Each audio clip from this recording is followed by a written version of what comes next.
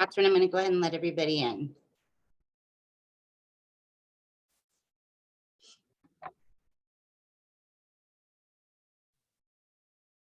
Sounds good.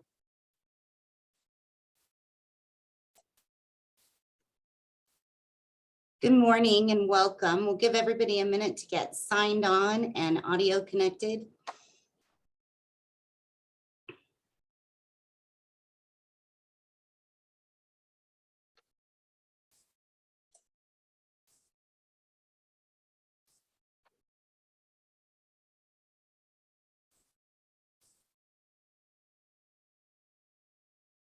Hello and welcome to today's Head to Toe 365 webinar presentation.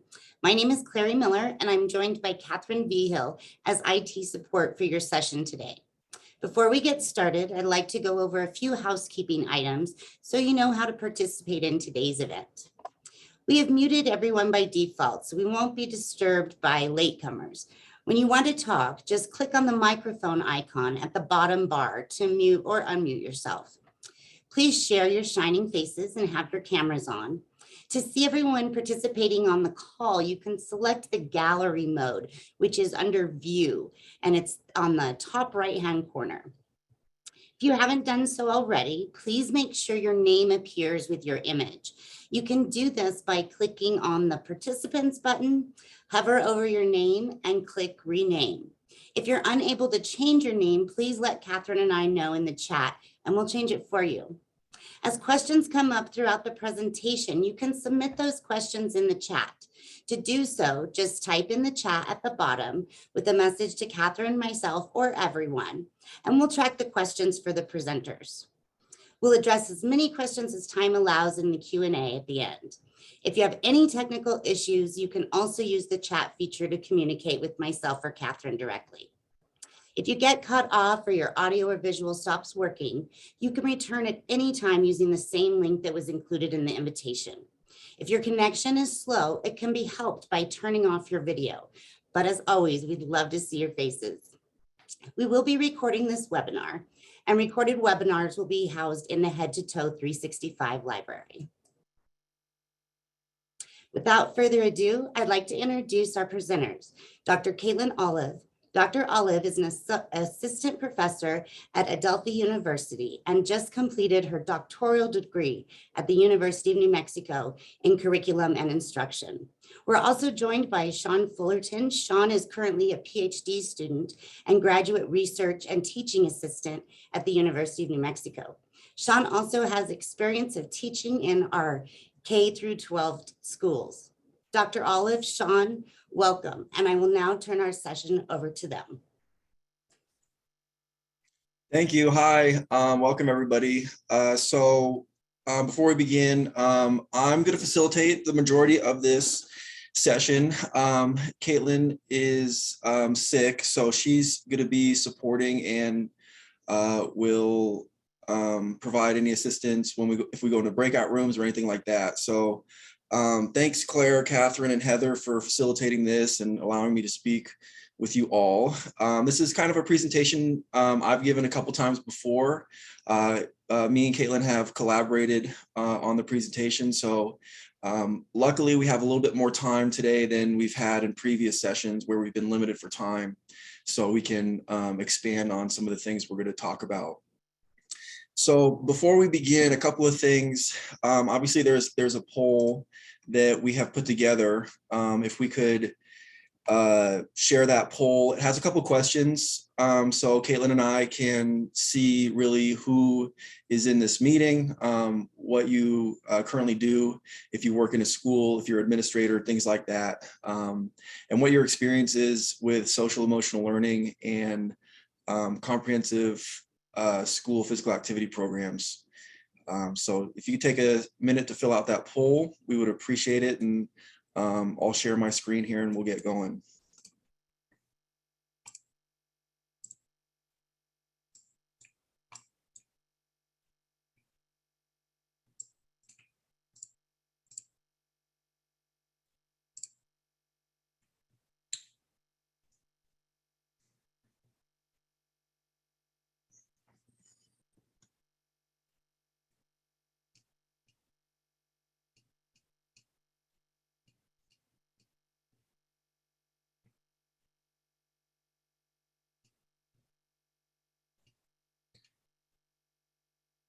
All right, so it seems like most of our experience is with SEL or social emotional learning.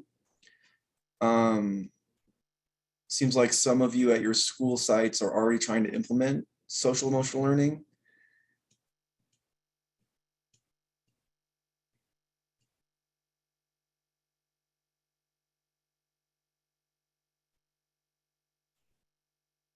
And we have quite a diverse mix. So some counselors, nurse, social workers, and other. And then elementary, secondary, and many of you are at both levels. Caitlin or Claire, Heather, or Catherine, if there's something in the chat as I'm presenting and you need to interrupt me, please interrupt me. No problem. Okay. Awesome. All right. So as we get going here, throughout this presentation, I would encourage you to write down 1 to 3 things that you learned today, or maybe a takeaway that you'll take back to your school. It can be something as simple as we need to offer more opportunities for physical activity. We need to expand maybe our after school programs. Something that you learned, or like, what are you going to take with you? Just one thing would be awesome. And then I would also encourage you to write down 1 question, because we'll have some time at the end to discuss. And the current plan has that we'll put together kind of a draft lesson implementing some of the things we'll talk about with SEL. When we get to that point, we may decide based on your feedback if we want to have a different discussion, maybe talking about some troubleshooting with some things that you're seeing at your school sites. So if you do have a question that's more urgent, or clarification on something that I'm going over, please put it in the chat, raise your hand, feel free to interrupt me. As I'm presenting, I can't, monitor the chat and whatnot, but if you have a question on something that I'm currently talking about, please just interrupt me so we can clarify before we move on. All right, so we're going to be really talking about 2 things today: social emotional learning and comprehensive school physical activity programs. We'll go into comprehensive school physical activity programs first, and then we'll go into social emotional learning, and then we'll do some discussion and some application of both of those. So just to kind of set the table, as many of you know, our students are under a lot of influences, and they're under a lot of stress. So they come from a multitude of areas, social stresses at home, obviously going through puberty, things like that. So what we know is that persistent stress can have negative physiological and psychological effects, and exercise actually activates the same stress response in our body, but it has a positive effect when it's perceived as pleasurable. So finding pleasurable exercise is kind of the first step in exercise promotion. So finding things that students enjoy doing in regards to physical activity and exercise is kind of the first step in stress management. And so exercise-induced resilience is one of the most valuable effects in stress management. So you see there on the pyramid on the right, it kind of starts with finding exercise and physical activity that you enjoy, and then continuing to be physically active. And then you have that physiological and psychological adaptation within your brain and within your body. And then you're more resilient to stress. So physical exercise reduces anxiety and depression, and enhances cognition and executive function. So it's really an attractive feature to classroom teachers, those teachers that have students sitting in desks. When it comes to test performance and academic performance, we kind of want to encourage physical activity throughout the day so that students can perform better in their classrooms. So we're going to start with a little brain boost. This one's pretty simple. It can be adapted a number of ways if you're teaching math, pretty much anything. And I really like it because it's a technique and a strategy that students can take with them. It's something that I use pretty regularly, and you kind of see the brain-body connection. All right, so What we'll have to do here is you're gonna have to find your pulse. So you can do that at your wrist with 2 fingers and put it on your radial artery or your carotid artery up here. So that's the first step, is you'll have to find your pulse. And we're gonna take our heart rate to start.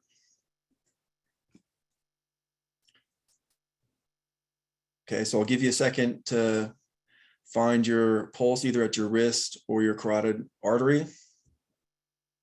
And then I'm going to say start and stop. And so when I say start, I just want you to count in your head every heartbeat that you feel or every pulse that you feel. And you are going to have to do a little bit of math. Okay, so pay attention to the pulse that you feel either at your wrist or at your carotid artery, and start counting now. Go ahead and start.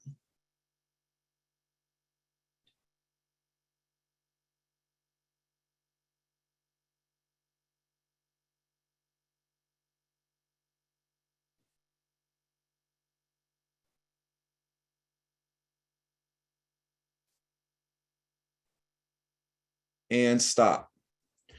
All right, so we went 20 seconds. So to get our heart rate, you're gonna have to multiply the number that you got by 3. So do a little bit of math and then throw what your heart rate is in the chat, if you don't mind. We're gonna do a little experiment here with our brain boost. So whatever number you got, multiply it by 3 and then throw that in the chat.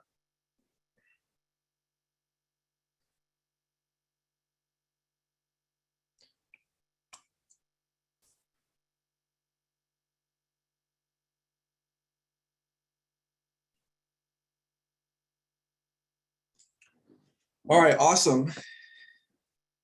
Okay, so now we're going to do a little breathing exercise. So this is a technique that I got from a book. It's called Think Like a Monk, and I use it in pretty much all my classes. So Think Like a Monk is a book by Jay Shetty, and in the book he talks about how the first thing that they teach at monk school to 5- and 6-year-olds is how to breathe, because it's it's the only thing that you have control over your entire life, and it directly impacts your mental and physical well-being. And so we're going to do a little experiment here with some controlled breathing. This is a breathing exercise where it kind of syncs up your mind and your body. So I use it in my yoga classes. I use it in my resistance training classes, and we teach how to control your breath when you're doing repetitions of an exercise. So controlling your breath is pretty much one of the only things that you have control over your entire life. So what I want you to do is just get a comfortable position. This actually works better lying down, but I won't ask you to do that.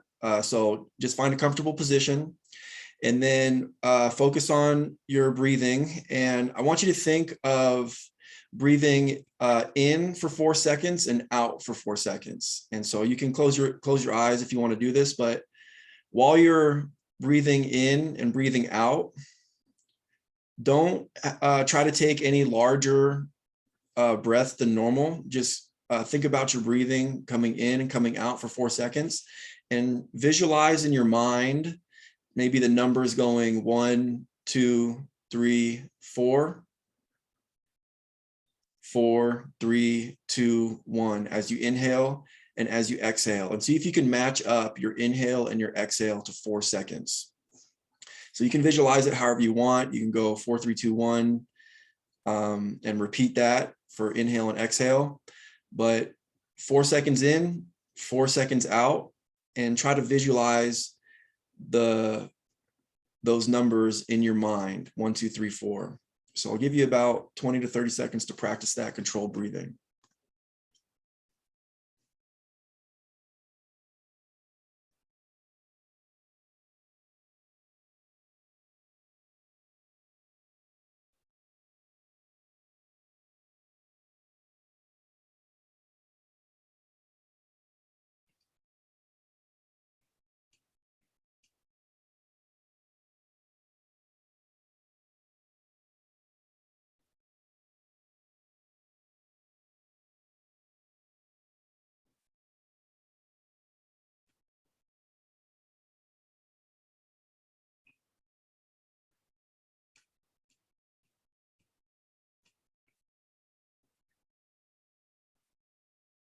All right, so go ahead and try to continue breathing just as you are.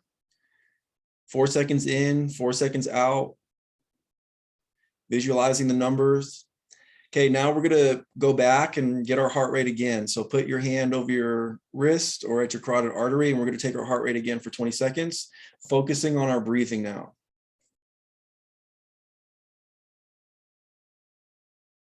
So once you got your heart rate, start counting now.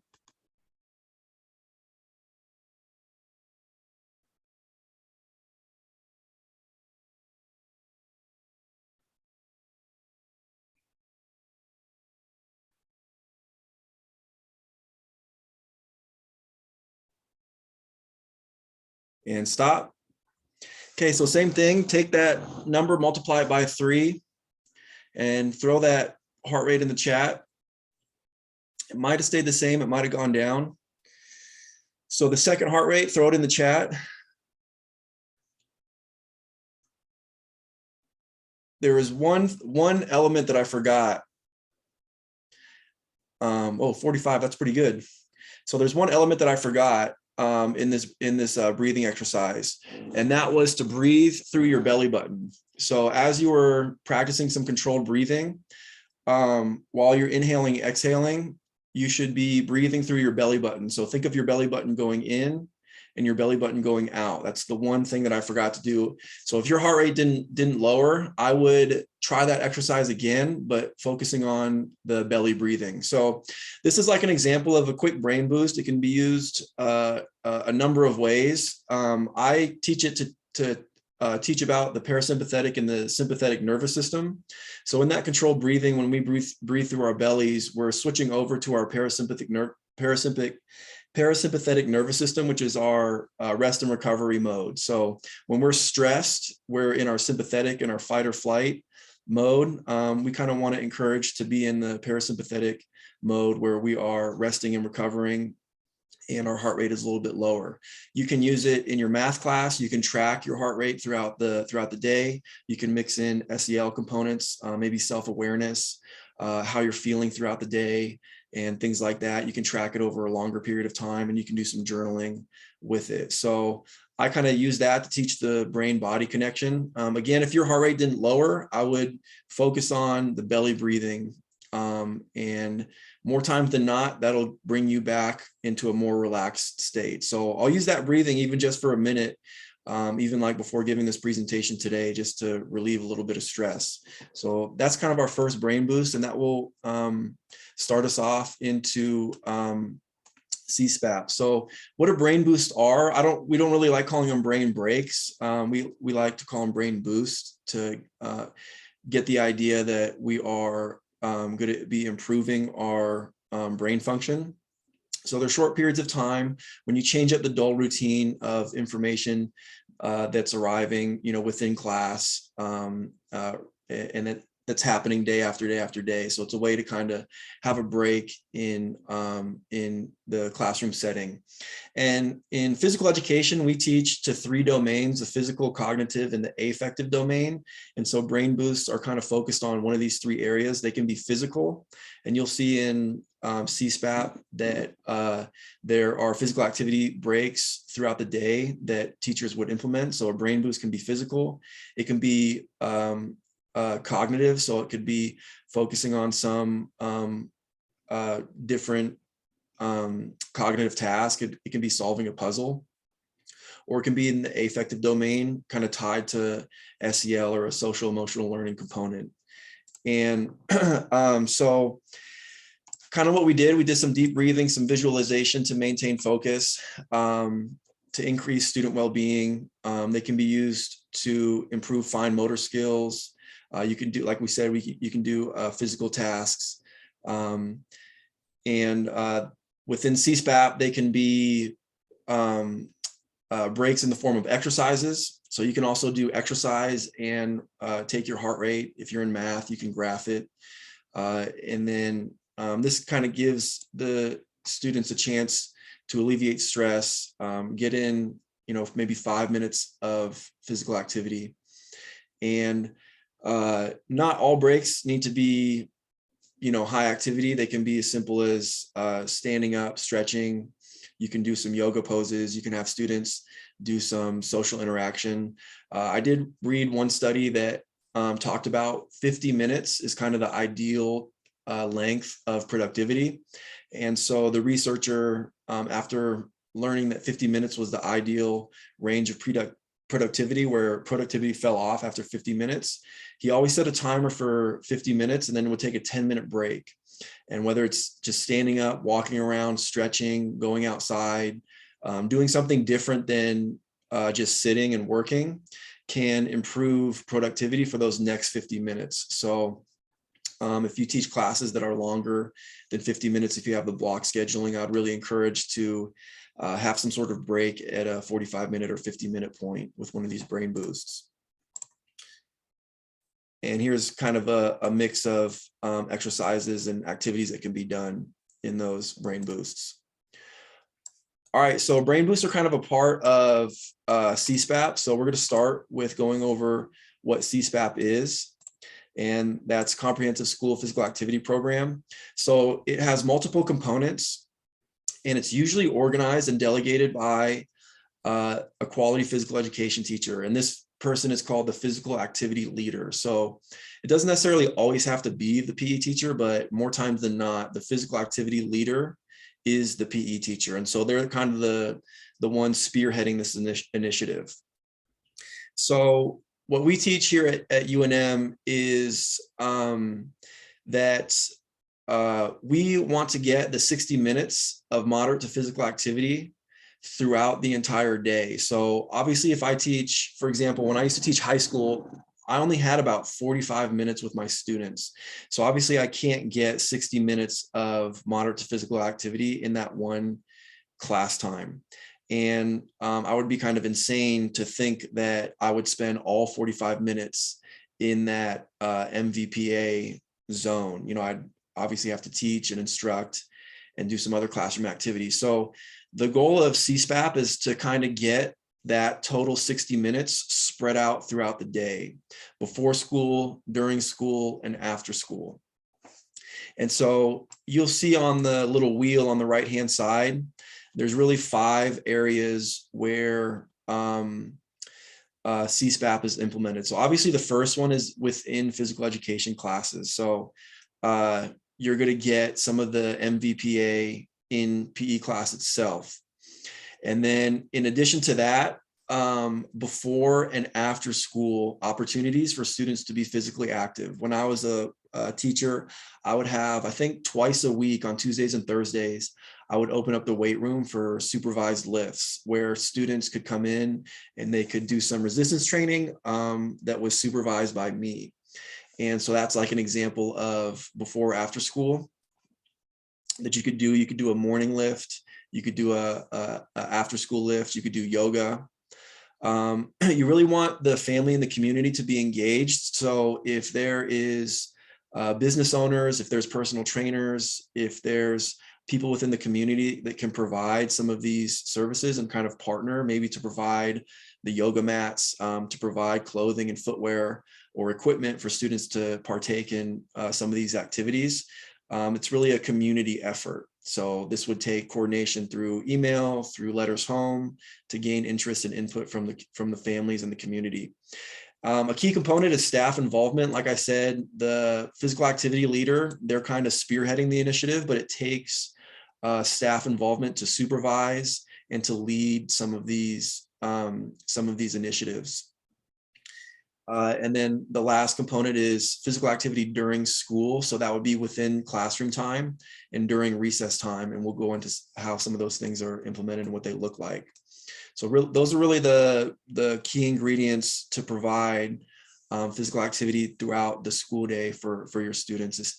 And as we know, students that exercise and are more physically active are going to perform better in the classroom and be more resilient to stress. And again, like I said, if you have a question on anything, feel free to throw it in the chat and then somebody just interrupt me as we're going. All right, so back to kind of the why. What we know is obviously students aren't getting enough physical activity, and physical education is being limited in terms of class time. So oftentimes a lot of elementary schools only have physical education once or twice a week. And even a lot of schools are not providing recess time for students to be physically active. And we'll go into recess and like more structured recess and what that looks like to engage kids in meaningful physical activity. And then many of our students, elementary, middle school, and high school, aren't given breaks throughout the school day.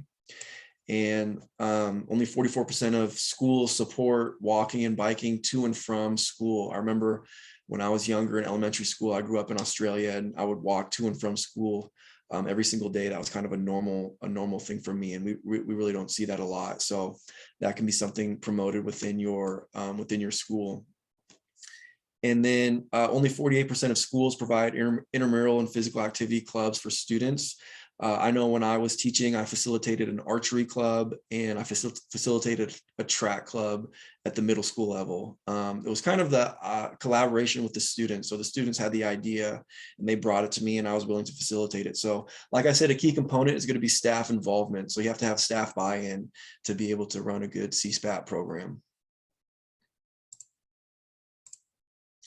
All right, so here we're just going to go over the seven steps of implementing CSPAP at your school. I would assume many of you may be at one or two, especially from the poll. It looks like this group here with us today is the least familiar with CSPAP. Nobody marked, only 2 people marked that they had heard of both SEL and CSPAP. And nobody here knows if they're implementing CSPAP. So these are the 7 steps in implementing. And later on in today's presentation, we'll ask you to kind of identify where you're at. Where do you think your school's at? And I would assume most of you are going to be at 1. So that is designating a physical activity leader. And they're going to need a group or a committee to support the initiative, so that are going to coordinate with teachers, post a schedule, coordinate home with families. You're going to kind of want a team, and this team doesn't have to be all comprised of PE teachers. It can be many of you that are in here today. It can be counselors, it could be nurses, it can be social workers, it can be classroom teachers. You're probably going to want maybe some department heads to coordinate with classroom teachers and maybe do some professional development of how do you do brain boosts within your class. So it always works best when it's kind of an unaligned and unified approach. And then you'll need to conduct a needs assessment. So some of you can do that today, especially if you're an administrator. You have an idea at your school, maybe where you're lacking. There might not be any before or after school programs that you offer, and that might be something that you would want to discuss with your school and your administration. Some structured recess, might be the first thing that you could implement. Maybe you do offer recess, and one thing that you can do is try to implement some structured recess, and we'll talk about that later. So you want to conduct a needs assessment and see what are your strengths, what are your weaknesses, what are you implementing already? You just didn't really know that it falls under the CSPAP umbrella that you can improve moving forward. And then, like in any program, you're going to want to create a vision, some goals, and some objectives. So these are probably going to be incremental if you're not currently implementing all components of the CSPAP. So maybe one of your goals is to create a committee. And one of your objectives is to offer maybe 1 day a week a before or after school program for students. Maybe it's a before school yoga program. I know here in Albuquerque, there is a school that does meditation every day before school. I thought that was pretty neat. And then you're going to want to identify some intended outcomes. So you'll maybe want a certain percentage of attendance in your CSPAP programs. So maybe before school attendance and after school attendance, you'll want to reach a certain percentage of your student body. And then you'll need to develop your CSPAP plan, assign teachers for supervision, assign those structured recess areas, implement the brain boosts, and have your committee and your team handle that implementation process. And then you'll obviously want to evaluate it maybe each semester, each school year, and then revisit those goals, revisit those objectives. And if it's done in an incremental way, you can kind of add on one thing at a time to get your kids more physically active and to promote physical activity and exercise throughout their school day. And again, to help with stress and to improve just overall well-being and their academic performance.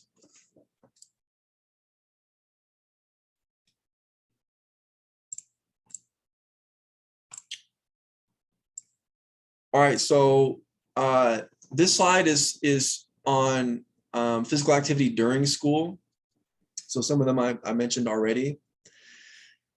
So Brain Boost is an opportunity to incorporate physical activity in the classroom and put a pause on prolonged sedentary behavior. One thing I forgot to mention is that lessons within classroom subjects can be designed with physical activity in mind. So one example you'll see later here is I have students moving throughout the room, so they're not sitting in seats the whole class period, and physical activity can be done just within a lesson. That can be maybe a walking a certain route and having a pair share with another student just to get them from the seated position. And then drop in physical activity opportunities. So like I mentioned, during lunch, you can offer some drop-in physical activity opportunities where students can do different games, sports, exercise, structured and unstructured physical activities. This would be a good opportunity to kind of get a poll from your students on what they're interested in doing. So you might want to do a Google poll with all of your students before you implement and give them a selection of physical activities. So it might be yoga, badminton, resistance training, any of those sorts of things. And then you can kind of create those drop-in activities based on what the students are interested in doing. And then structured recess, so activity zones, what that looks like is basically certain areas of a playground are designated for certain activities. So I know that the world is changing and kids are a little bit different today. And sometimes getting them to be physically active is not the same as it used to be. Many times, students are seated looking at their phones during lunch. And so providing some structured recess with activity zones, you can have one area maybe for jump roping and playing some music. You can have another area for maybe have you can have a 3-on-3 basketball tournament going on during lunchtime. You can have other activities. I know kids love, especially the high school kids, they love to play Foursquare. So some of those more elementary type games, you can have tournaments, you can play music, you can kind of have a lot of fun with it. And again, this is something that you can poll the students and see what they're interested in doing during these times. I know a lot of times at the elementary level, you can do a lot with these sorts of activities and have them be fun and playful so that students can kind of have a little bit of guidance when they engage with physical activity, and they're not just kind of left up to, whatever's going on. So it's a little bit more purposeful. So those are some opportunities for students to be physically active during school. All right, so staff involvement, like I said, this is kind of where the rubber meets the road. You really can't do it without staff buy-in. And one area that I found interesting is to offer staff and students and everybody and support staff, they're all a part of the school. So it would make sense to offer physical activity and exercise opportunity for staff. So that's where wellness programs for teachers come in. And students are going to have more buy-in when they know that teachers and staff are walking the walk, so to speak. So there would be opportunities for staff only physical activity time. So maybe on Fridays, there's a staff yoga, or on Wednesdays, there's staff yoga before school or at lunch. And so it's also, CSPAP also works with everybody having opportunities to be physically active. And that's where the wellness programs for teachers comes in, where they are partaking in the physical activity themselves. That's kind of one component to get, the staff more active as well. And then obviously for the students, you're going to need supervision of the physical activities. So you're going to need somebody from your committee to coordinate with the classroom teachers on building in either brain boosts or maybe structuring one lesson a week that includes physical activity and movement. You're going to need supervision of those activity zones during recess. So that will have to be assigned maybe as an adjunct duty. A teacher would have 1 or 2 responsibilities a week. And then obviously before and after school programs will need to be supervised by staff. So supervision is key for safe exercise and physical activity. And so this is where the staff involvement is critical. There can be student versus staff events. So, like I said, maybe you have the 3-on-3 basketball tournament at lunch, and then the winner plays, 3 staff members, and it's kind of a fun event that students can come and watch. And I remember in elementary school we did a volleyball staff versus students event. There's all sorts of things that you can do with staff involvement. Even as a teacher, I knew that if I could get my classes to where I could participate, that was kind of an ideal situation because I wasn't dealing with classroom management and things like that. So it's always good when teachers are involved in what the activities are, whether it be at recess, before, after school, and that's kind of within appropriate limits. And then physical educators and just like general teachers are on constant display and serve as role models.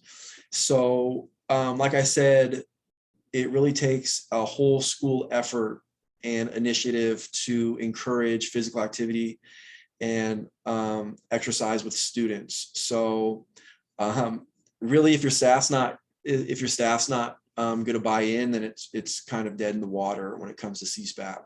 So the health teacher can start some initiatives on nutrition, healthy eating, and then having staff take part and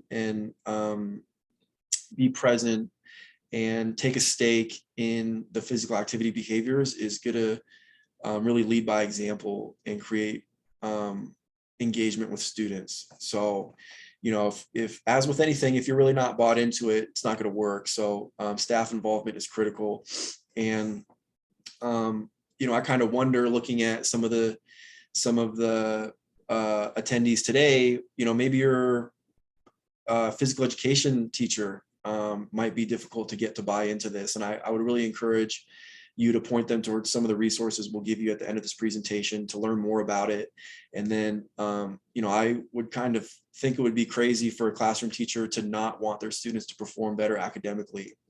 So that's kind of the incentive of incorporating physical activity throughout the day.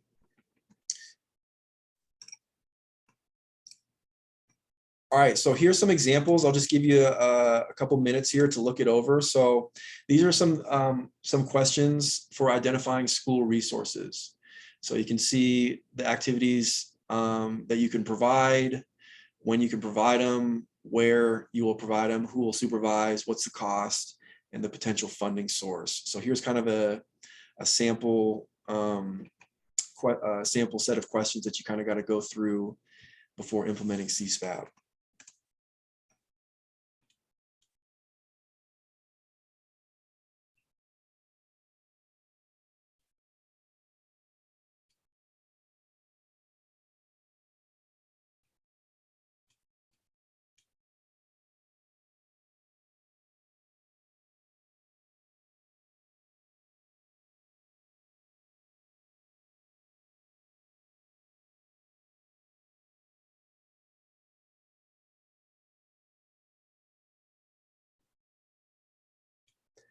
And just looking at some of the questions in the poll, I know the one from Monica, we can have some time to discuss that one at the end. But I think the key phrase here is traditional PE environments. So oftentimes traditional PE environments may not be the most ideal learning environments for students that are, very, very compliance based, team sport, competitive based. So SEL might address some of that, but really it comes down to the PE curriculum and how it's implemented with students. And then I see Chris played soccer with his students at lunch. I used to love going out and playing basketball, playing pickup basketball with the middle school kids and playing soccer at lunch with the students as well. It's also a great way to identify like some students with some talent and encourage them to maybe take part in some of the athletic teams.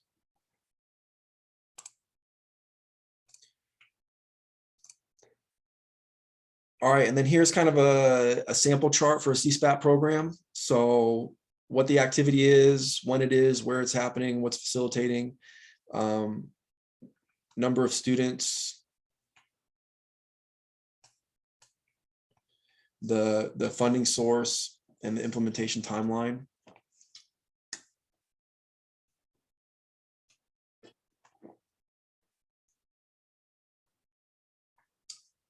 So please, if you have any questions, throw them out there.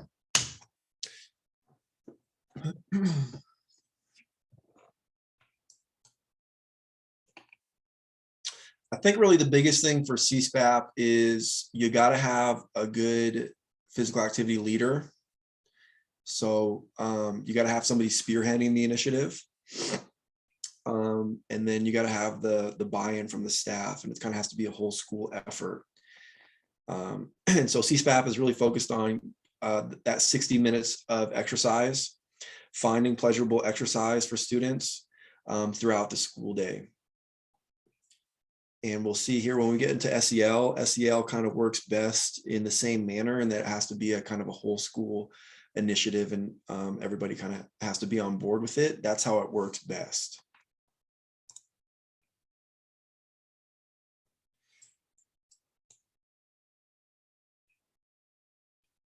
I see Angelica has asked, can CSPAP be incorporated in a virtual setting? I would say yes, at least some components of it. Obviously the brain boosts can be incorporated in that. I do know when we were working with some of the teachers here in the state of New Mexico, I really encourage them to maybe offer before, during, or after school virtual physical activity opportunities. So I taught during our online year, I taught yoga online, and I'm no expert in yoga. I'm not certified in any I'm not a certified yoga teacher. So I was kind of a learner with them. And to do that, I used some online resources. And so we would do, 15, 20 or 30-minute yoga routines. And I would just share my screen and we'd follow along and learn kind of all together. So I think it can definitely be incorporated in a virtual setting. But again, it's going to take coordination. It's going to take a community and family involvement. Like, your students are going to need to know that it's being offered. And I'm a huge advocate by learning through invitation. So just making it available to students is kind of the first opening for them to take advantage of it.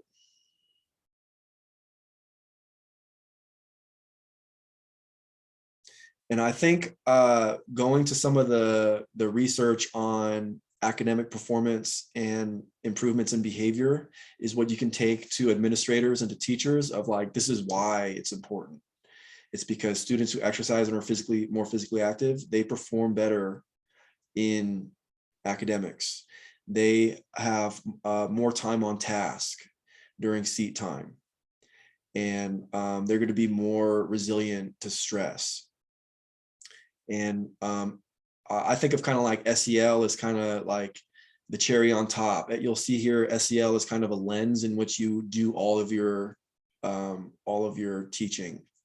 So SEL is can address a lot of social emotional learning through anything that you do. And there's just some components that we'll get into here in a minute.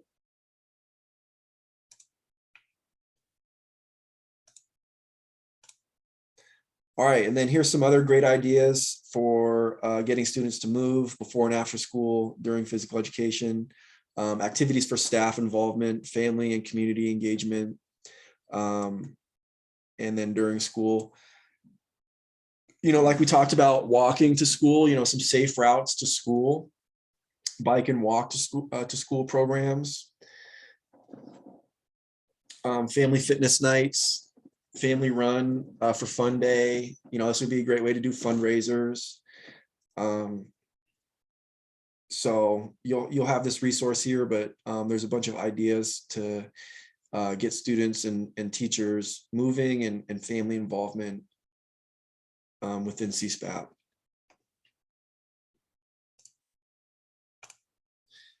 All right, so we're kind of at the halfway point before we go into SEL. I kind of have a couple of more brain boosts, and they're pretty simple. The first one I got from Dr. Len Kravitz. I don't know if any of you have heard of Dr. Kravitz, but he's pretty well known here at the University of New Mexico. He works in our exercise science program, and so he taught me and some other students the proper way to sit. And so I'm going to share that with all of you today. So I assume many of you are sitting, so you can do this along with me. All right, so if you're seated, I'm going to teach you the proper way. Well, I guess I'm going to teach you how Dr. Kravitz taught us the proper way to sit and the proper way to stand. Okay, so if you're seated, I'll do this with you here. So you got both feet right in front of you on the floor. And so we're just going to practice standing. Okay, so we're going to stand all the way up. And then we're going to sit back down. And then we're going to stand up again. Okay, so that one was the proper way to stand. Now up tall with our shoulders back, kind of roll your shoulders back. Think of a string being pulled from the top of your head all the way up to the ceiling. We're nice and tall. Okay, so now I'm going to teach you how Dr. Kravitz taught us to sit. Okay, so we're going to sit back down the same way we stood up. We're going to sit down once, then we're going to stand up again, and then we're going to sit down. Okay, so I don't know if any of you noticed, but how many squats did we just do? So we did, they're called Kravitz squats. So we did, when we stood up, we did 1, 2. So we did 1, 2. We did 2 squats to stand and 2 squats to sit. So that's 4 squats. So the Kravitz squat, or the Kravitz way of sitting, is to do a squat and stand before you sit again. So he gave out some number that one of his students calculated that if you did Kravitz squats every time you sat and every time you stood up, you would do something like 10,000 squats a year or something like that. So he taught us the proper way to sit and the proper way to stand. And so basically it was just to do a squat with each one. So that's kind of the first brain boost. You can do that with your students however you want. You can teach them the proper way to sit, proper way to stand. And then I am making the window a little bit bigger so I can see some of the people here on person. So this one is fun with elementary and middle school kids and even high school kids. It's a little brain boost to work on dexterity. So what you'll have to do is you'll have to do your hands out in front of you. So you can try along with us, or you can see us do it here. So see if you can see both my hands. You see both my hands. So we're just going to practice making some circles going towards the middle. And then we're going to practice making some circles going towards the outside. Okay, so then we're going to make circles going the same way, clockwise and then counterclockwise. All right, so we got the circle down. So now we're going to go to the triangle. So we're going to start with the triangle going out and then towards the middle. So now both of our hands are making the triangle. Okay, and then we're going to go towards the middle and then the out. So the opposite direction. Try to make a nice straight triangle. All right, now we're going to go the same way with both hands with the triangle. And then the opposite direction with the triangle, try to make it nice and straight. All right, I see some of us trying it. Okay, now here's where the rubber meets the road. Here's a challenge for your kids. Can you make the circle and the triangle at the same time?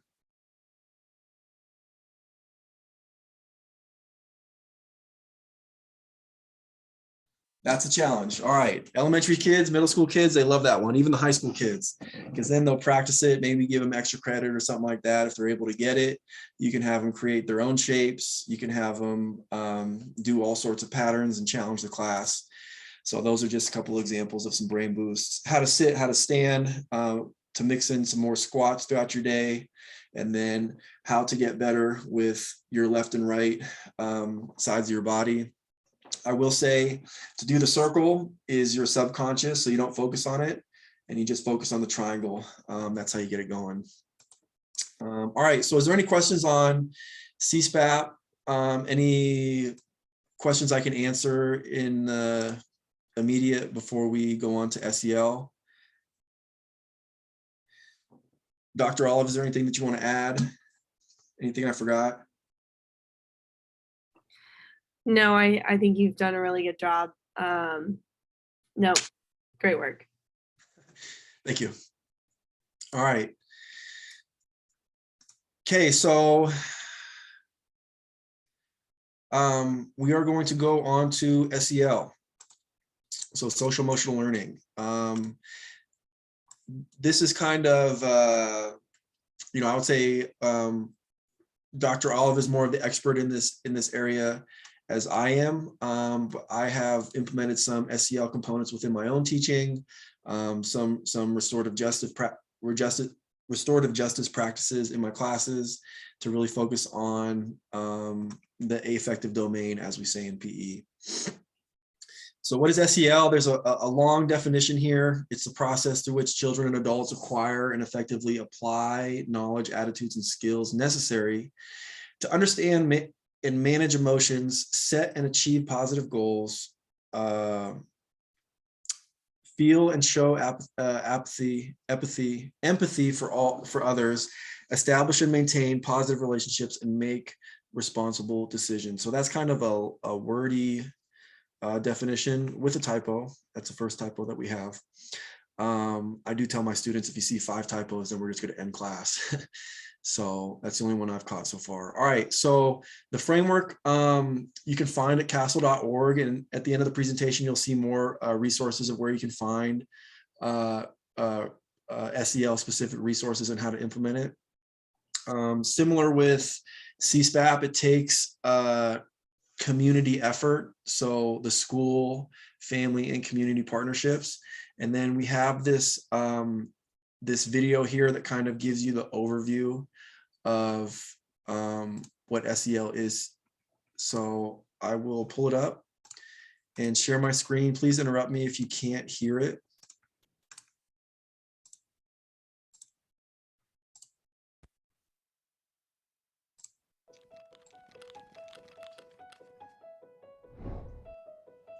Think about the young people in your lives and all the different places where they're learning about themselves, how to relate to others, and work together on goals.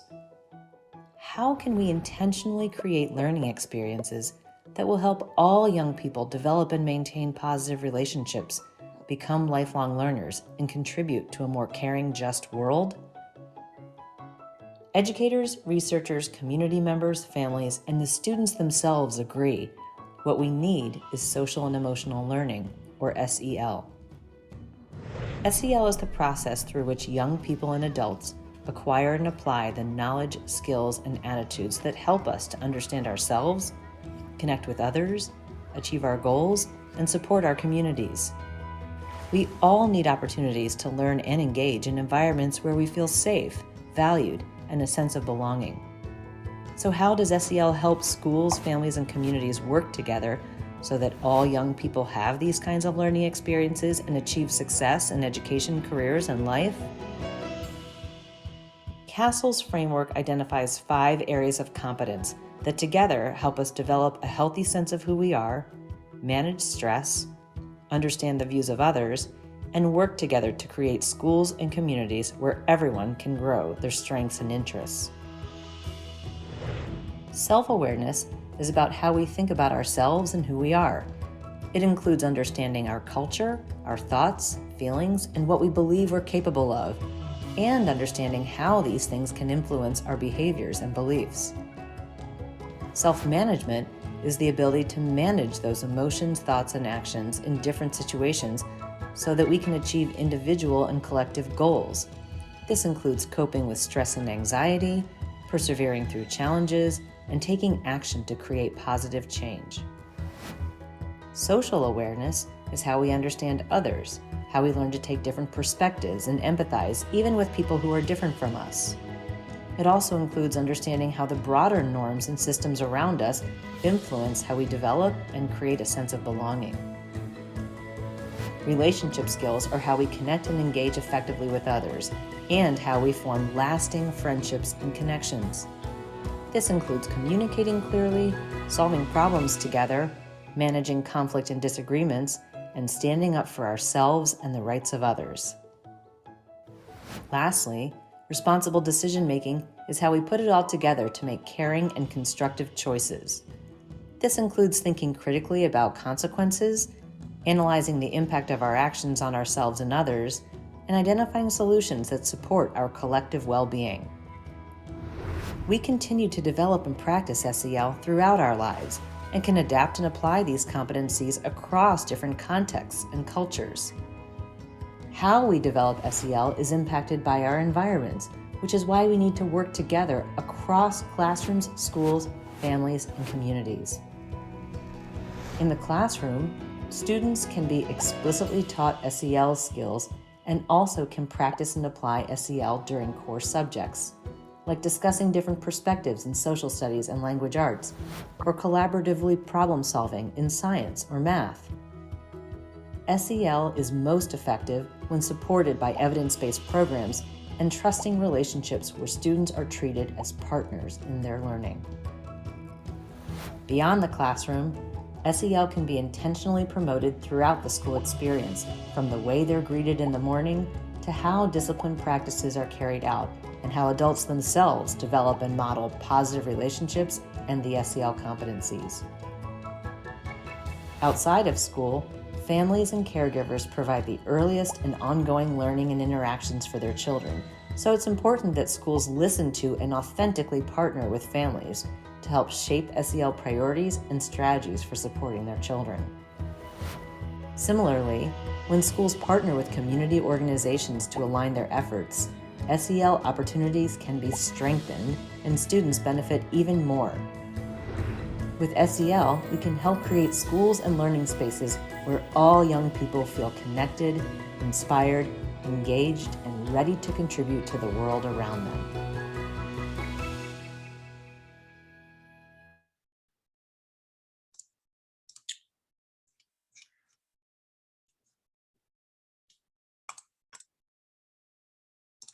All right, so what I really get from that is,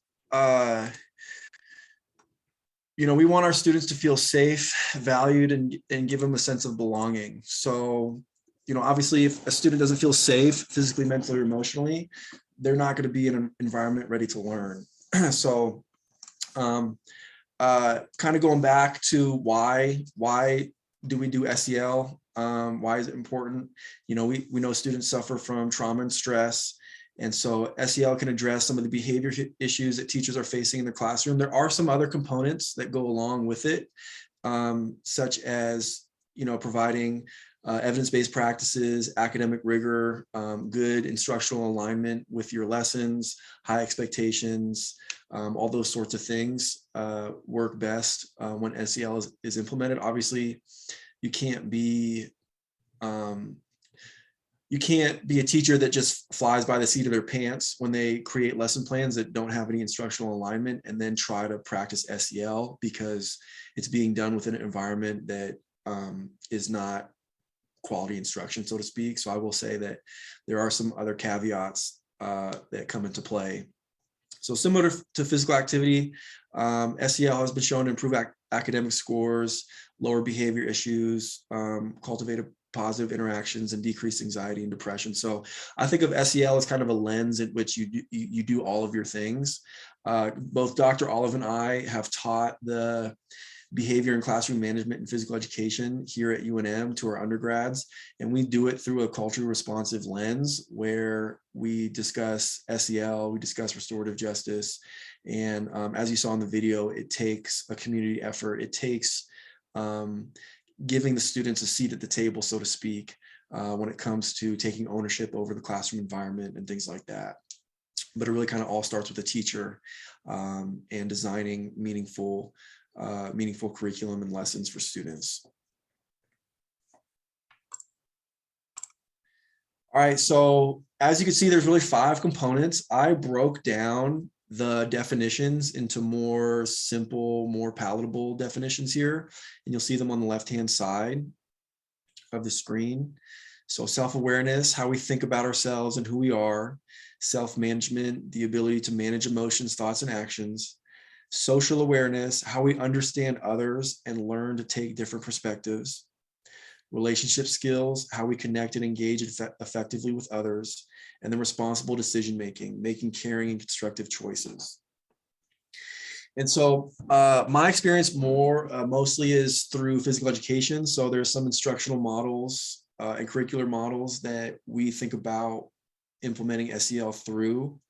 So like the sport ed model is one where you can implement responsible decision-making, self-management, social awareness, pretty much any one of these. So we're going to kind of challenge everyone today to think about it in a content area that they may not be familiar with. And so we'll see if we can get there here when we go through SEL. So those are really the 5 components of social emotional learning, and you can see that they all exist within our classrooms and then within the school at large and the families and the community setting. So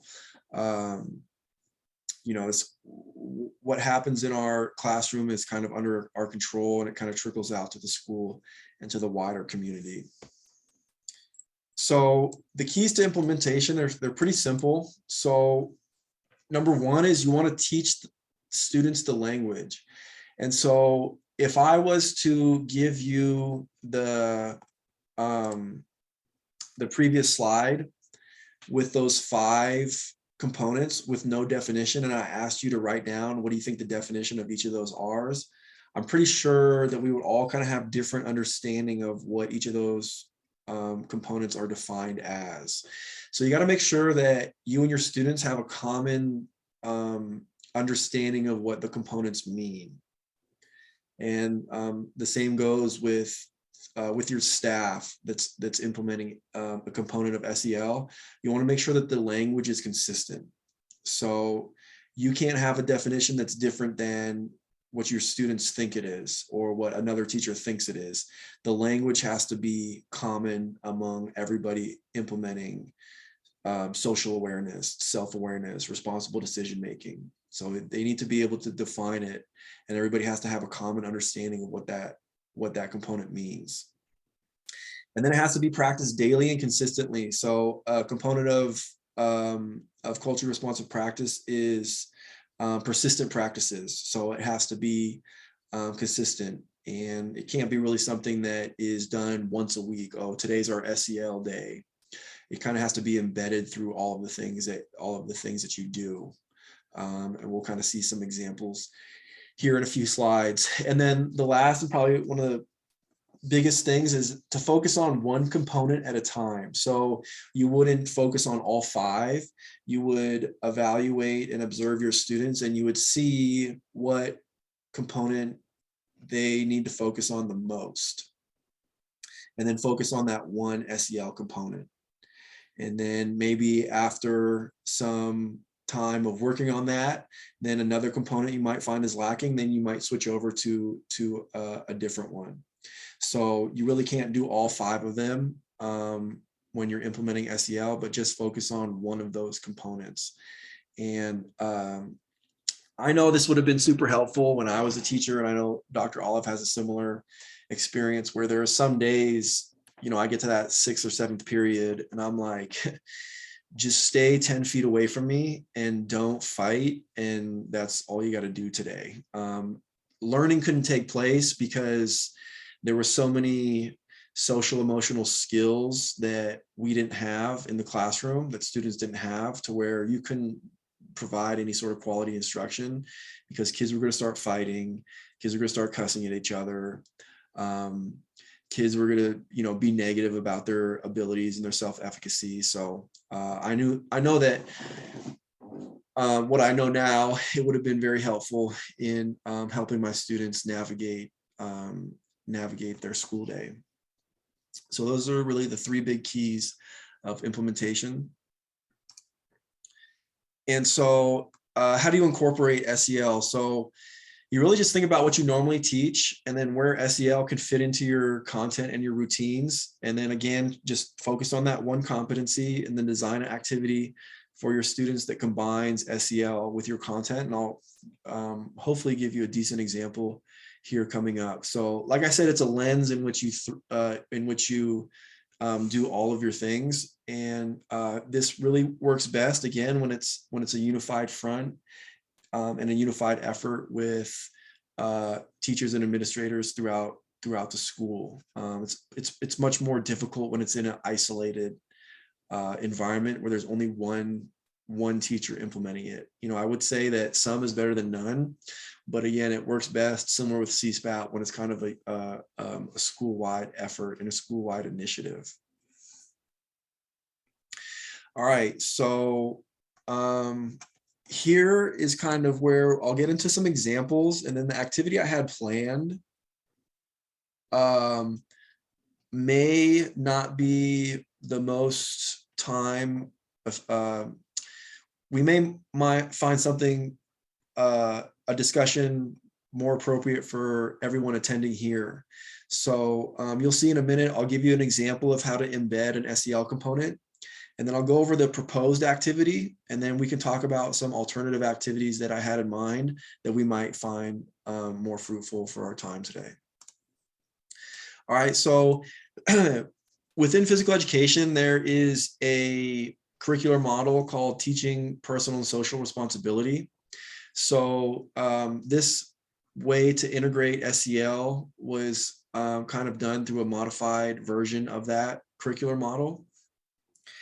And so in physical education, we kind of start with what's called like a set induction, and it's really is going to be your awareness talk. So it's when you talk about the lesson introduction, what the activity is going to be, and then what does that component look like in your activity, whether it's self-awareness, relationship skills. So the awareness talk is where you bring the instruction and the activity to the SEL component. So what does the SEL component look like in whatever you're doing that day? So that's the awareness talk. In PE, we call it a set induction. And then you do the activity. So it's usually work time.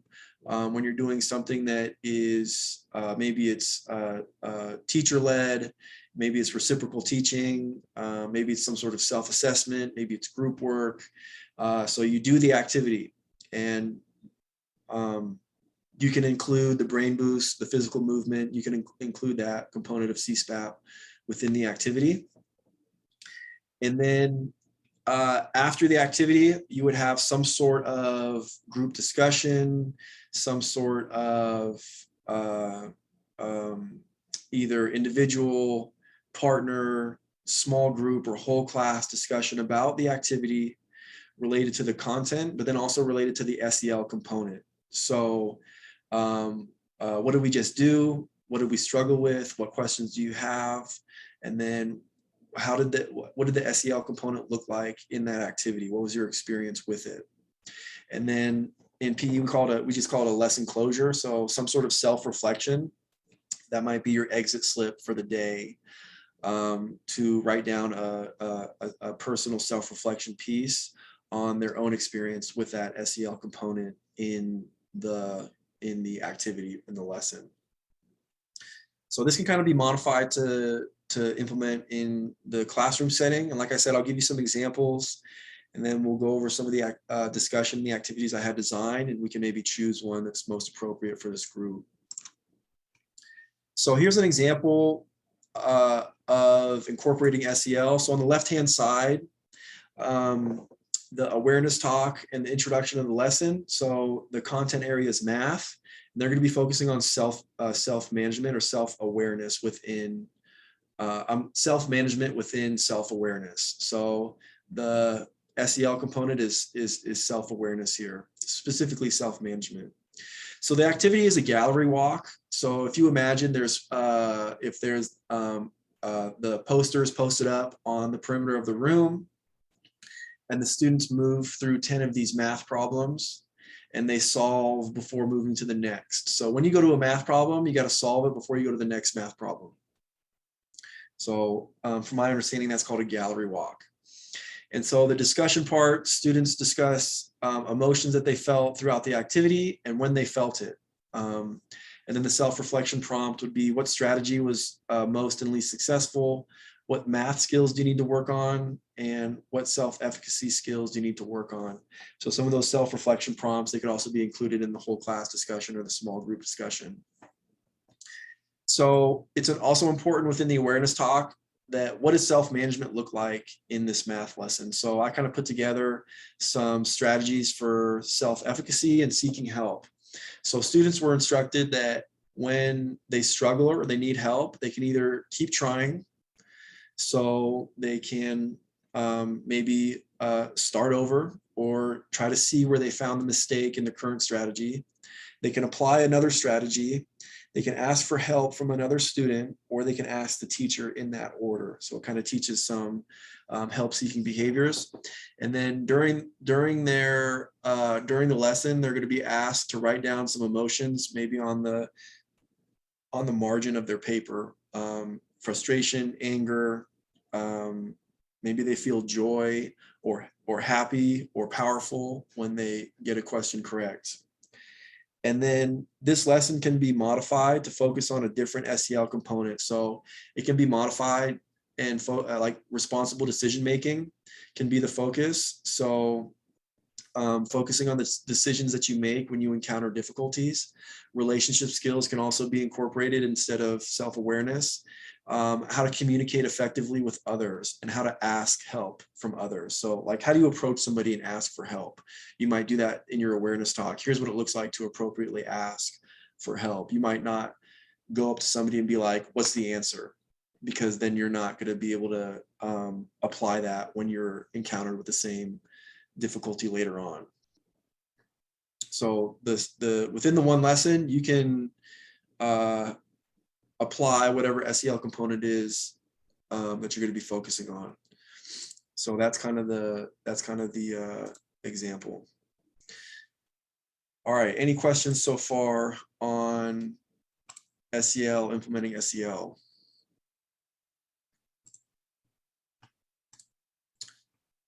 All right, so here's one thing that I'm going to ask kind of everybody to do before we break out into two separate discussion rooms. The first thing is identify the top 2 SEL components for your students based on what you know and what you have observed. So looking at those 5 definitions, what do you think you would focus on at your school with your students? I would write them down and maybe throw them in the chat. So thinking about your students, what would you focus on? What are the top 2? And just reflecting on what you observe with your students.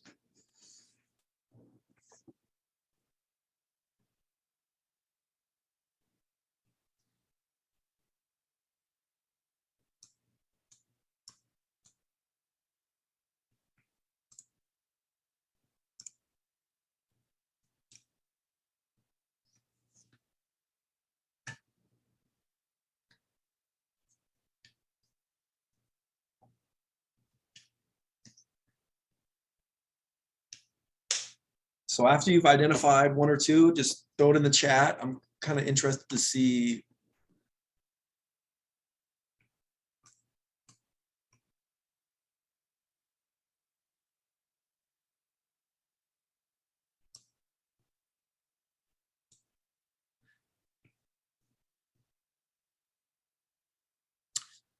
And I did misspeak. Self-awareness is self-management is its own component. For some reason, I thought that it was not. So we have self-awareness, self-management.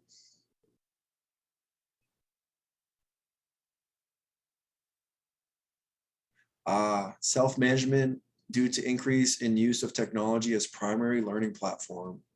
That's a good one. I went and spoke to some pre-service teachers at Portland State a couple weeks ago, and cell phones was the big topic.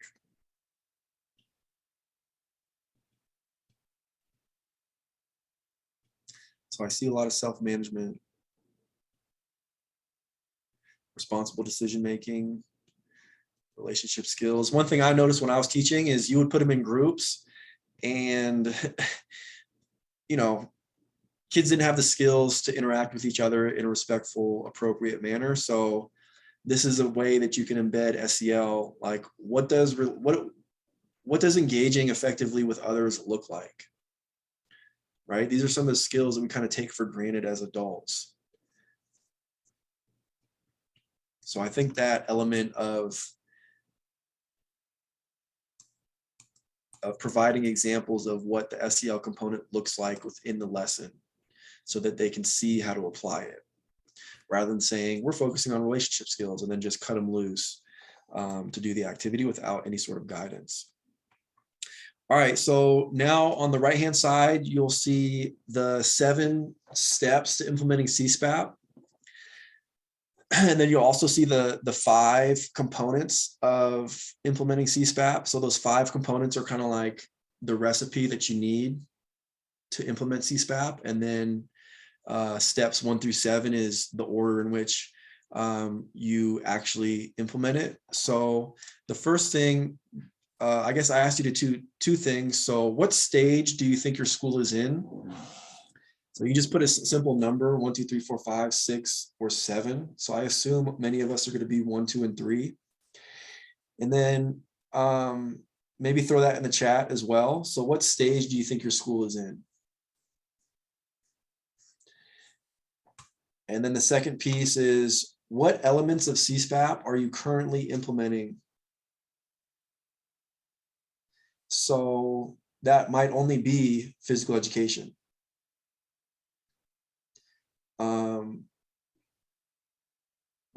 Is there anything that you're already doing that falls under the CSPAP umbrella? And throw that in the chat if there's anything. I see some zeros and some 1s and 2s, so you might not be doing anything. So the third thing that I would like for you to do is identify what elements of CSPAP you are currently implementing. So that little wheel on the right-hand side, and then identify an area of weakness. So you probably have like a strength and a weakness. So your strength might be PE. It might be before and after school programs. And a weakness might be staff involvement. A weakness a lot of times is family and community engagement.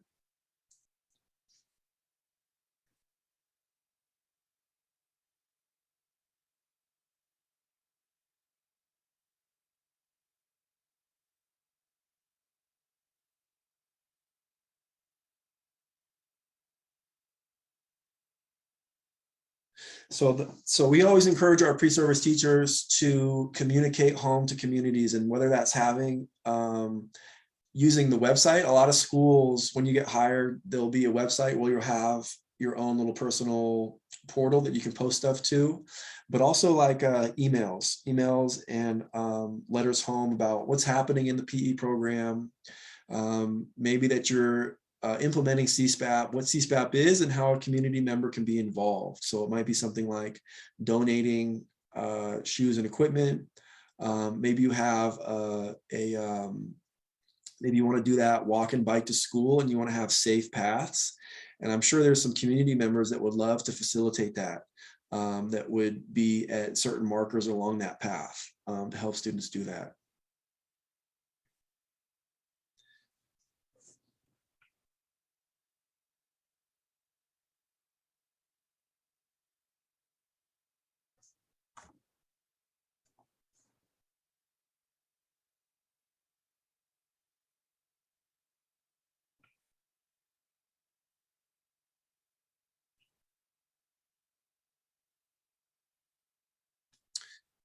Yeah, so I think the one thing I'll say with this is that both CSPAP and SEL is that you're obviously, with anything implementing it new, you're going to have some growing pains, but I think with time and with consistency, you really see the fruit of your labor come back on the back end with just school culture, student behavior, academic performance, the overall physical, mental, and emotional health and well-being of your students. I think the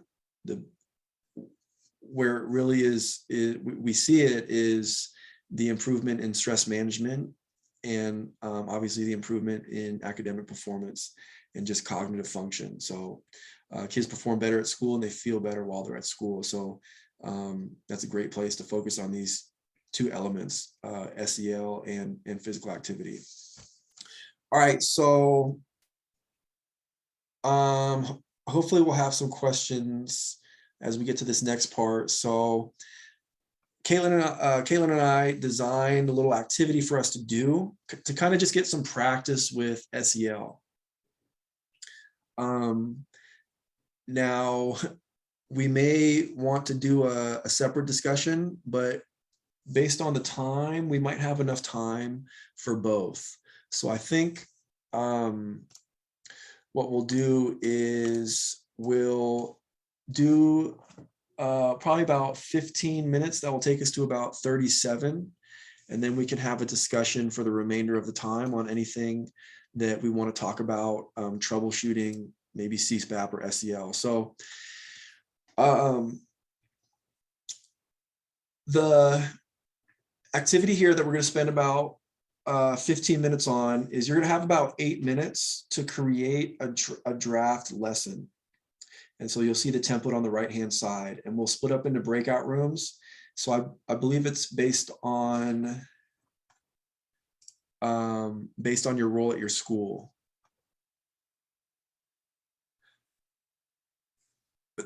Monica, I see your question in the chat. I would say yes.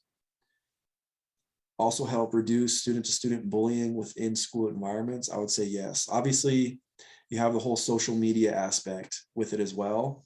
But I think, like thinking back to how kids, when I was teaching, they didn't necessarily engage with each other and there was a lot of bullying going on.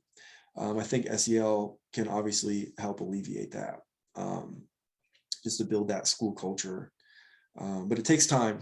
So I would say absolutely. All right, so in your breakout rooms, Dr. Olive will be in one and I will be in the other. So you'll have about 8 minutes to think of a lesson. You can just choose a content area. It doesn't matter, it can be PE, maths, science, history. And then see if you can put together a lesson kind of the same way that I did with the math lesson in the gallery walk, focusing on self-awareness. And then step one is pick a competency. So pick a SEL component and then just describe what the activity looks like. It can be super basic. Number two, you'll want to identify the content area and kind of give a little description about the activity. Number three, create some discussion questions and then create some self-reflection writing prompts. And so what we'll do, we'll put you in two different breakout rooms. Dr. Olive will be in one, I'll be in the other. Give you about 8 minutes to work on it. While you are working on it, please just throw out questions to myself and Dr. Olive so we can help you put together a little draft of a mini lesson. And again, it can just be some chicken scratch on a scratch piece of paper. And then I have 2 to 3 volunteers, but if we could get one volunteer from each group to share out their draft, and that way we can all listen to it, kind of conceptualize it, visualize it in our minds, and then we'll provide input of how the idea can be applied to different content areas or a different SEL component. So Sean, we have 2 breakout rooms open right now, one for behavioral health and one for physical health. So if everyone wants to select which best fits their role and join that group. And then Sean and Caitlin, I don't know which one you want to go into. All right, But Caitlin. does everyone see those? Yeah, I can see them. Okay, great.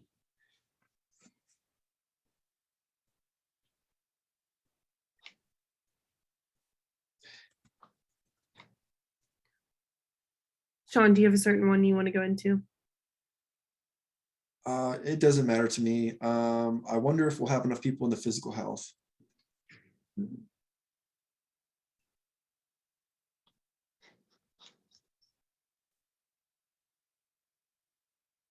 Yeah.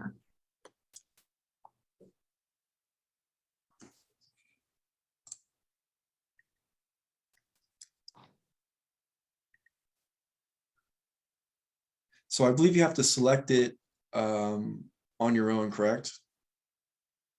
Yes. Okay. If you want to do like Cynthia did and put the room you want to go into, I can also assign you. Okay. I'll go into the physical health one, Okay. and then we'll say, I have 9:27, so if we could be back out of the rooms by 9:40. Okay. And that includes Okay. having a volunteer in your group to share out their idea. Does Deal. that make sense? Mhm. Okay, cool. Yeah, and feel free to please ask questions while they're putting it together. All right, I'm doing this I'm first. going into the physical health. If you're still in the main room and would like to be assigned to a room, please drop in the chat. I don't Which, see if where you wanna the, go I to don't see where the, how to get into the chat rooms. I don't have Which a one do you want to be put in? SEL. Well, so they're both. Do you want to? Are you more physical health or behavioral health? Behavioral health. Behavioral. Okay.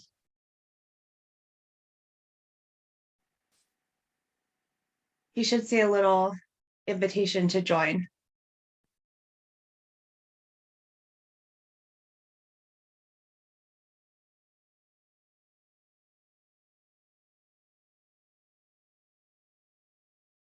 So Julie, Carla, and Anna, if you want to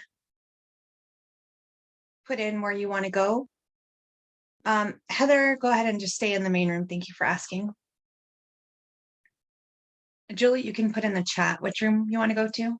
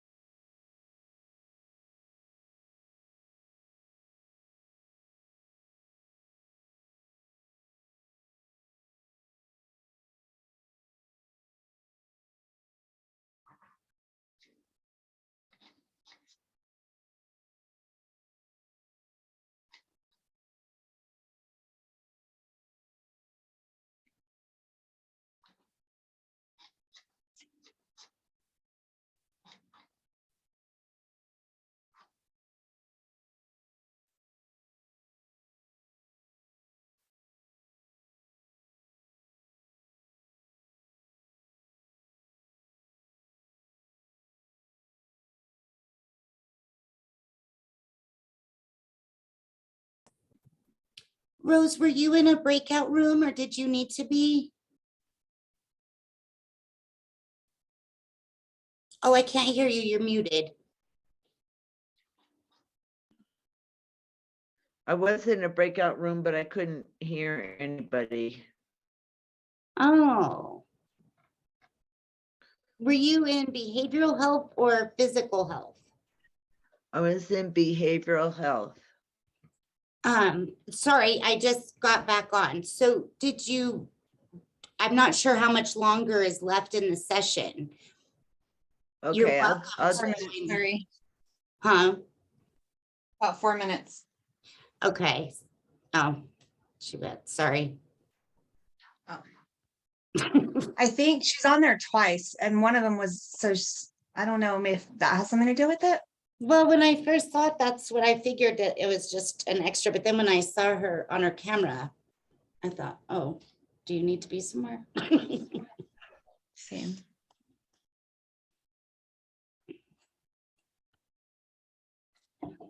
Way more behavioral health people. Mm-hmm. Wow.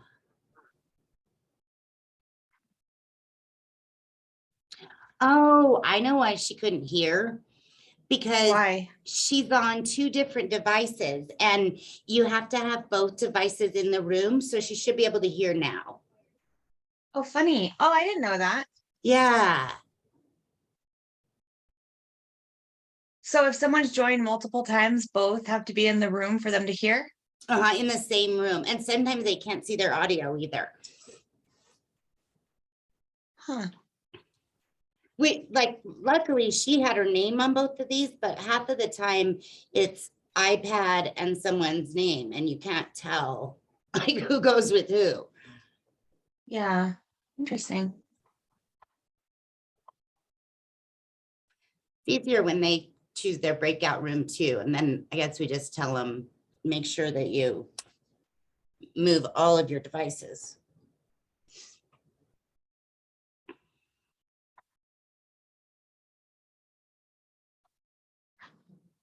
We then had a couple of people, in this group, a lot of people didn't know how to select, so they ended up just putting it in the chat. Oh, Mhm. interesting.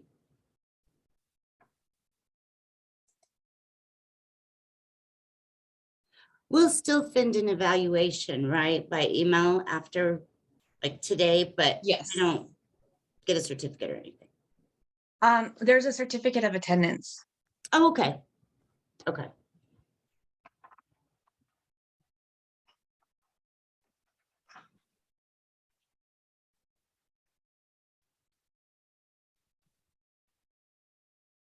And it's at the end also. So once they submit the evaluation, it's the same, like it'll pop up for them to download. Nice. I love that.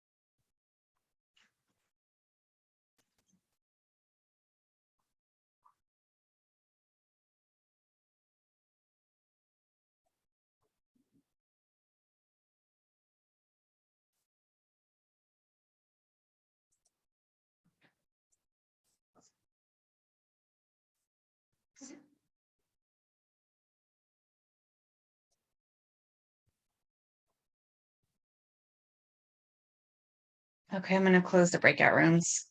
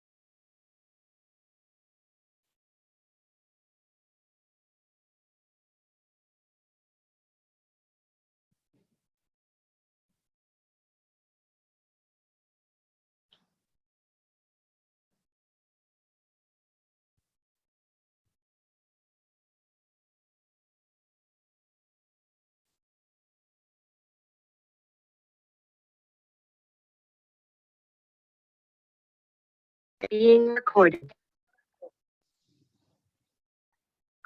Sorry, I just want to jump in and let Monica finish what she was saying because I think it will help other people. So Monica, if you want to finish up.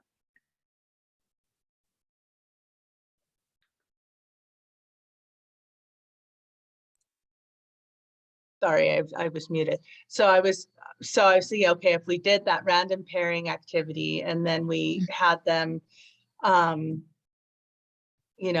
pair up and do a physical activity together that was maybe some sort of collaborative thing. And then we had that idea of having the multiple sort of like, how did I do as a collaborative partner today? How did my partner do? So, and then with that, and then how did we do on the activity? But you're saying adding that additional, maybe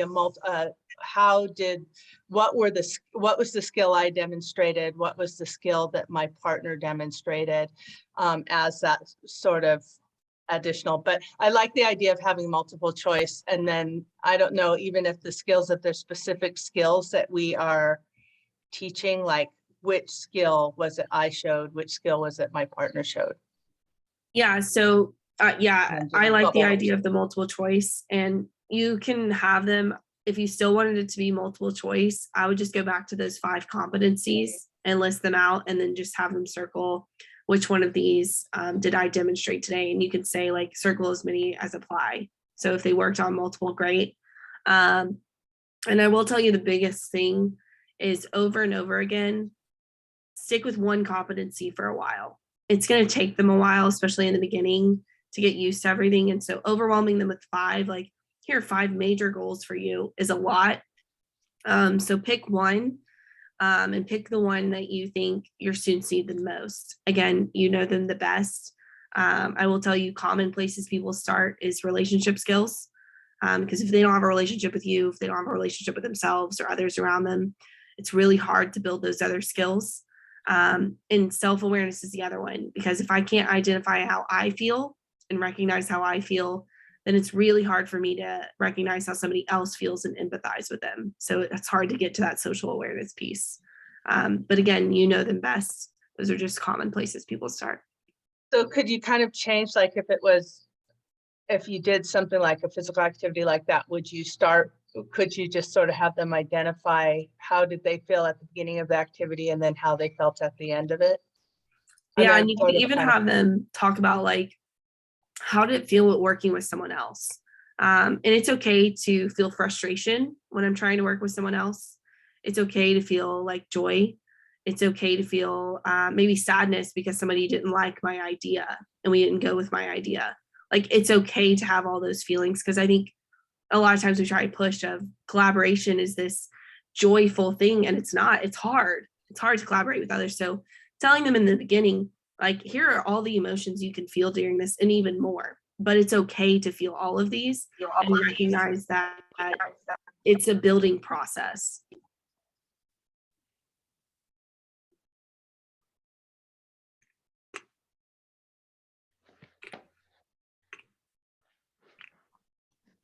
Sean, can you share the 5 competencies, your screen with somebody asked? You want me to put them in the chat, or you just want me to share the screen? How about that? Yeah, this will work.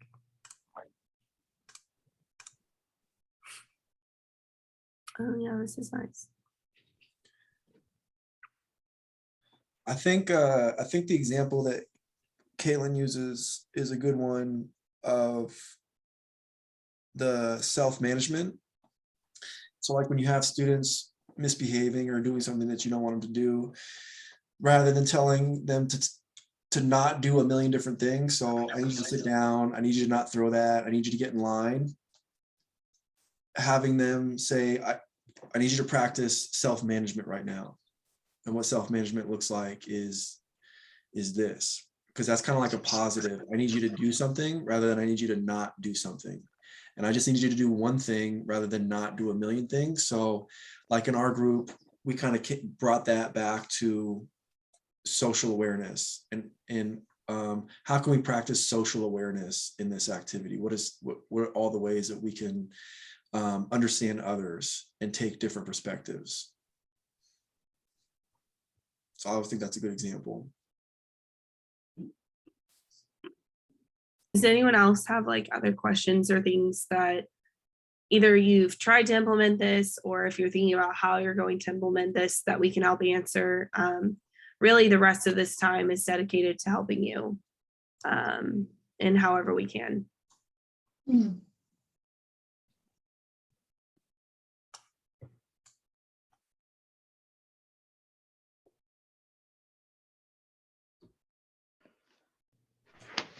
I would have a question really around like, because this is something, you know, so often these things are things that kind of take practice and to figure out how to incorporate.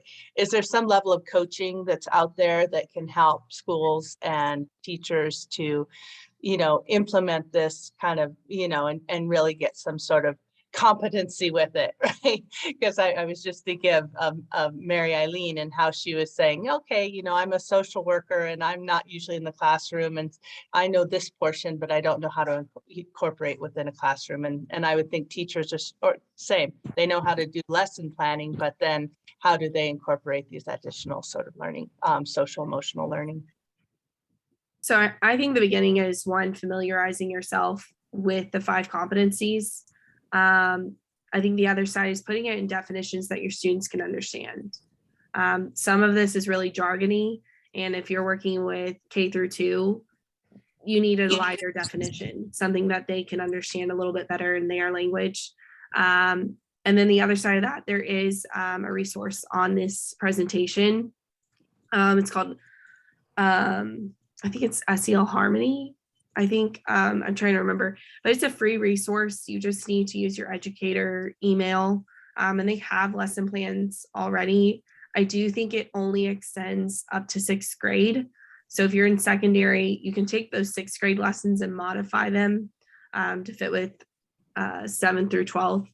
But that's a free resource that breaks down pretty easily. And I've known other educators use it, and it has really helped them. And again, it's free. That's my biggest thing.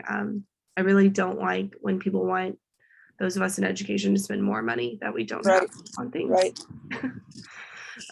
That's my biggest pet peeve. So that's why everything I offer is free, because I don't like for educators to pay for it. And that's why someone asked about the slides. There's a link in this chat that should have the slides on it. If you can't find it, let us know and we can repost it here at the bottom. But please feel free to share this with others in your school.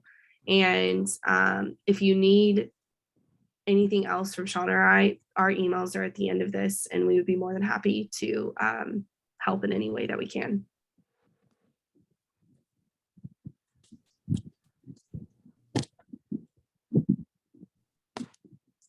Okay. Are there any other questions that we can help address? I think somebody asked about, yeah, the CSPAP. Sean kind of addressed it, I guess. As for those 12 lessons somebody asked about in the breakout session, I wrote those like 4 years ago now. I could maybe dig them back up, but I think you would be better probably to, because they were very PE focused. And I'm happy to find them and share them if people want them, but just send me an email at the end of this. I can put my email in the chat too. Sorry, I'm struggling today. For those who didn't hear, like I tested positive for COVID yesterday, so I'm not doing well. Feel better. But Feel better soon. I am happy to help in any way that I can. And as far as implementing CSPAP, similar to the staff involvement, SEL is the same way. If students watch you interact with others in your school and they see that you don't have social awareness, or you don't build relationships with other people in your school, they're going to feed off of that. They're watching you. You are their first role model in the school. So you have to be willing, if you're going to implement these things, you have to be the first person willing to do it. Otherwise, you're just treading water and not really getting anywhere.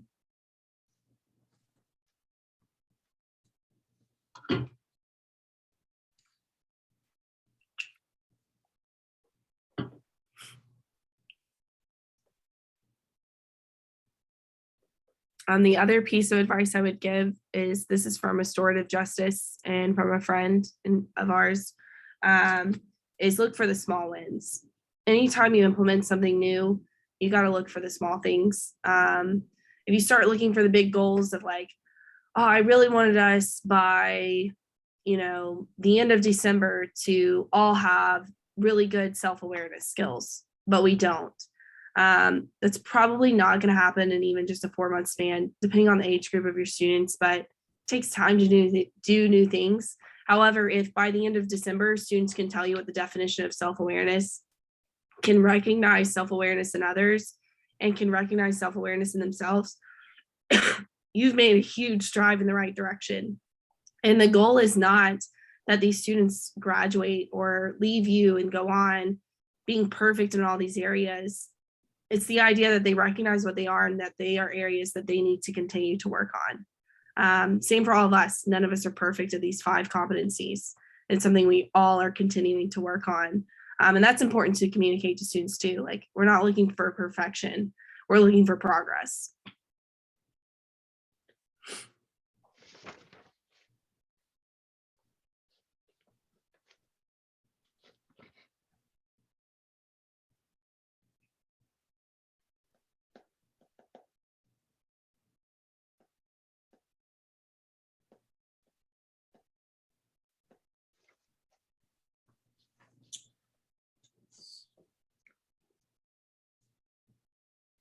So as we wrap up here, if you can throw in the chat, like what's the one thing that you learned today, or what's your one thing that you would take away today? It might just be that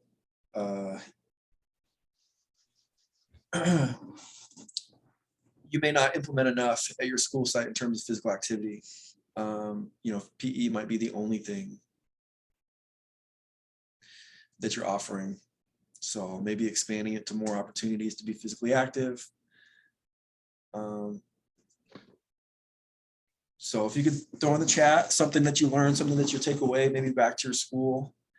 And that's all I really had planned. To everybody, thank you for your time this morning, and thank you for listening to me talk for so long. And Hi, it won't let me type or anything. Or put anything in chat. Can you hear me? Anna, if you click the cursor on the chat, you should be able to type then.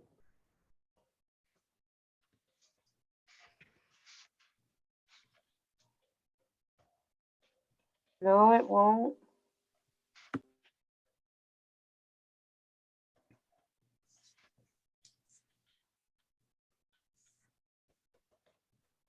I think it'd be just fine if you told us rather than put it in the chat. Well, I like the idea of incorporating the competencies. And because it'll get us to think more when we're planning and interacting, which is a different approach than what we've done before.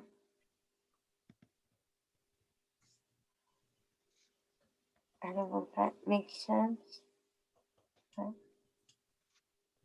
yeah, it does take planning too. I mean, that's the other thing apart with culturally responsive practices is the academic rigor piece. You have to provide quality instruction to students, because you can care all you want, you can focus on SEL all you want, but if your lessons aren't designed in any sort of sequenced manner and they're not well prepared, then students aren't going to buy in. It just doesn't matter what else you do. So that's another component of culturally responsive practices is academic rigor and quality instruction too. So hopefully teachers have their curriculums planned out, have their lessons planned out. That's an easier way to embed SEL when everything's planned out. Obviously it's a little bit more difficult when, again, you're just rolling into school 5 minutes beforehand. What am I going to do today? The efficacy of implementing SEL is not going to work.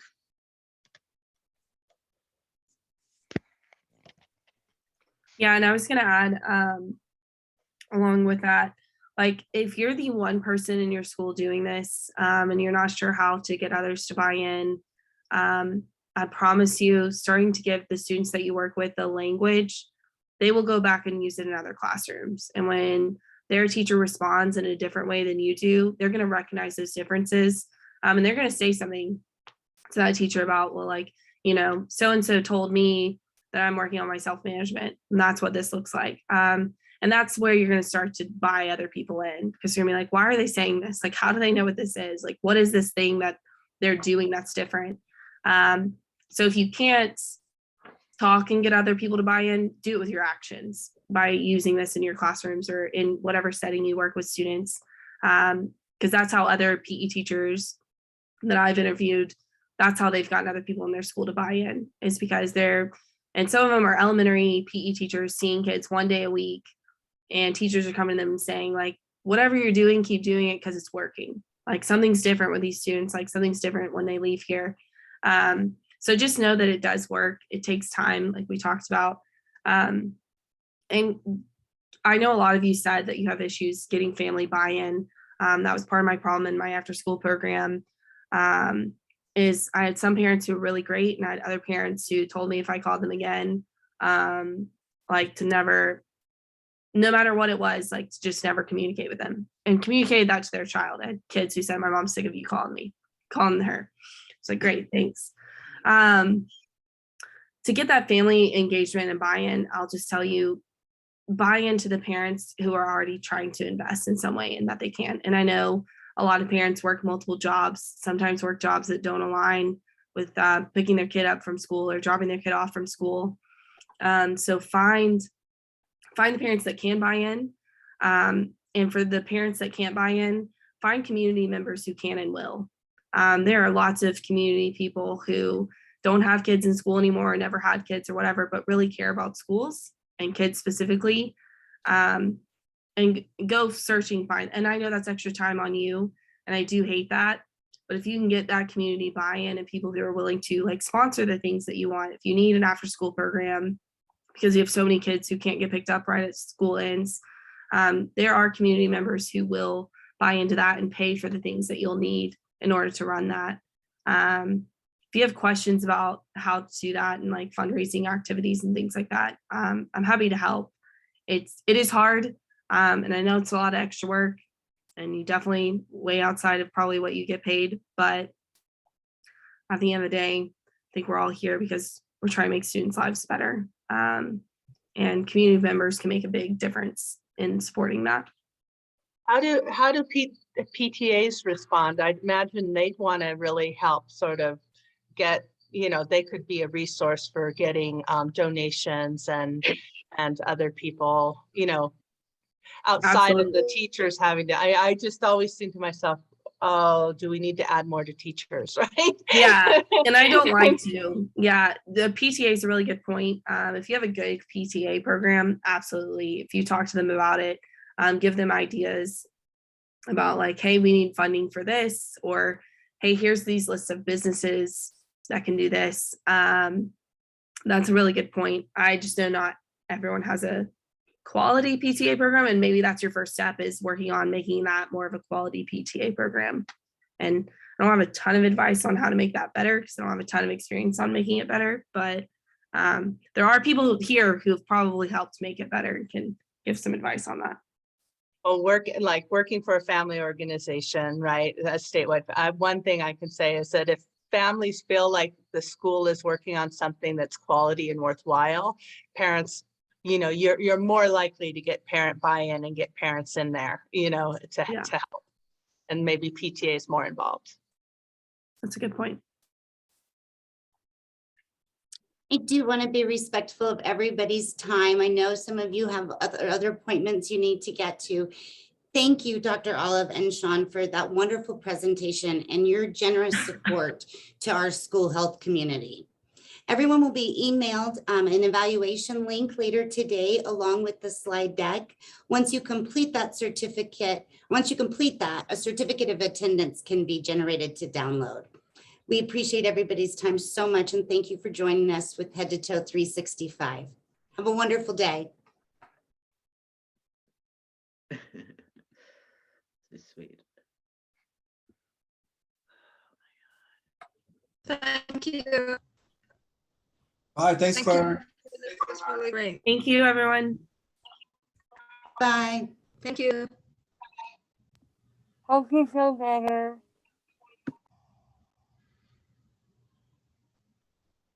Take good care of yourself, Caitlin.